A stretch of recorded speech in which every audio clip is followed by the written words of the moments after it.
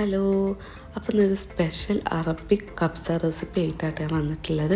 അപ്പോൾ ഇത് തയ്യാറാക്കാൻ വേണ്ടിയിട്ട് ഞാൻ കുക്കറാണ് എടുത്തിട്ടുള്ളത്. നിങ്ങൾക്ക് വേണമെന്നുണ്ടെങ്കിൽ കുക്ക് വെയർ സെറ്റും എടുക്കാം. അപ്പോൾ അതൊക്കെ നിങ്ങളുടെ ഇഷ്ടത്തിനനുസരിച്ച് നിങ്ങൾക്ക് ചൂസ് ചെയ്യാം. അപ്പോൾ ആദ്യം ഞാൻ ഇതിലോട്ട് 1/2 കപ്പ് നെയ്യാണ് ആഡ് ചെയ്യുന്നത്. കബ്സൻ്റെ മെയിൻ ഇൻഗ്രീഡിയൻ്റ് ആണ് ഈ നെയ്യ് എന്ന് പറയുന്നത്.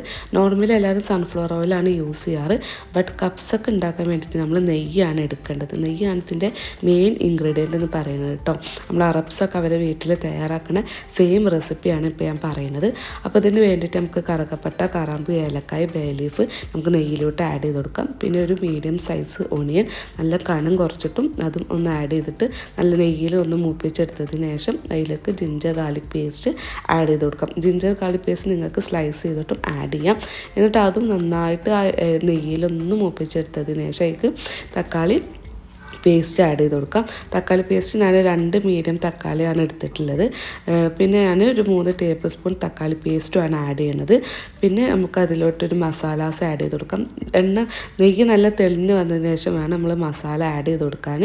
അപ്പോൾ ഞാൻ സ്ക്രീനിൽ കൊടുക്കുന്നുണ്ട്, അതുപോലെ നിങ്ങൾ ആഡ് ചെയ്താൽ മതി.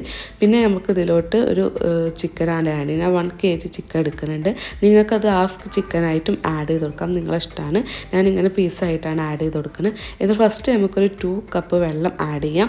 ബാക്കി 1 കപ്പ് നമുക്ക് റൈസ് വേവിക്കുമ്പോൾ അതിലേക്ക് ആഡ് ചെയ്യാം. അപ്പോൾ അതൊരൊറ്റ വിസിലിന് വേണ്ടിയിട്ട് നമുക്ക് വെയിറ്റ് ചെയ്തെടുക്കാം.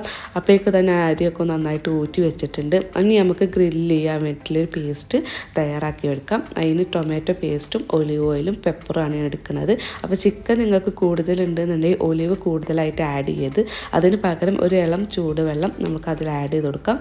അപ്പോൾ ഓവറായിട്ടും വെള്ളം ആവാൻ പാടില്ല, എന്നാൽ ഓവറായിട്ട് എണ്ണയും കൂടാൻ പാടില്ല. അപ്പോൾ നിങ്ങൾക്കൊരു അതിൻ്റെ ഒരു ലെവലനുസരിച്ചിട്ട് അത് ആഡ് ചെയ്ത് കൊടുക്കാം. അപ്പോൾ എൻ്റെ ചിക്കൻ ഇതവിടെ വെന്ത് വന്നിട്ടുണ്ട്, കുറച്ച് കൂടുതൽ വെന്തിക്കണമെന്ന് തോന്നുന്നുണ്ട്. അപ്പോൾ അതൊക്കെ മാക്സിമം എല്ലാവരും ശ്രമിക്കുക, കുക്കറിൽ ഉണ്ടാക്കുമ്പോൾ അതൊക്കെ ഒന്ന് ശ്രദ്ധിക്കുക.